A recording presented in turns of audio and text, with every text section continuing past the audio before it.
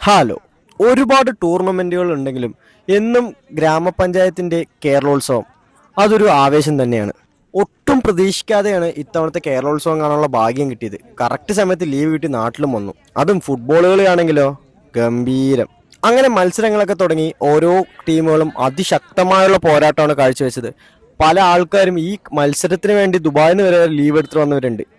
എന്നും ശക്തമായ പോരാട്ടം എരുമൂർ 1 എരുമൂർ 2 തമ്മിലാണ്. അതായത് എരുമൂർ വില്ലേജും കുനിശ്ശേരി വില്ലേജും.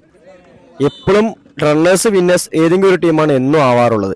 ഇത്തവണ കുറേയൊക്കെ മാറ്റങ്ങളുണ്ട് കേട്ടോ. കുനിശ്ശേരിയിൽ നിന്ന് 2 ടീമാണ് ഇത്തവണ കട്ടയ്ക്ക് ഇറങ്ങിയത്.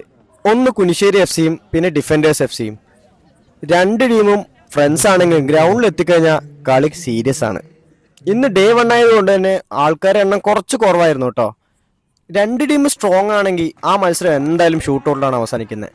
സംഭവം കേരളോത്സവം ഒരു പഞ്ചായത്ത് തല മത്സരമാണെങ്കിലും നല്ല പ്രഷർ ഉണ്ട് കേട്ടോ. കാരണം എല്ലാവരും നാളെയും മറ്റന്നാളും കാണേണ്ടതല്ലേ. അപ്പം അതിൻ്റെ ഒരു കാര്യം എന്തായാലും ഉണ്ടാവും. അപ്പോൾ ഫൈനലും മറ്റു മത്സരങ്ങളൊക്കെ അടുത്ത പാർട്ടി കാണാം. ശരി എന്നാ.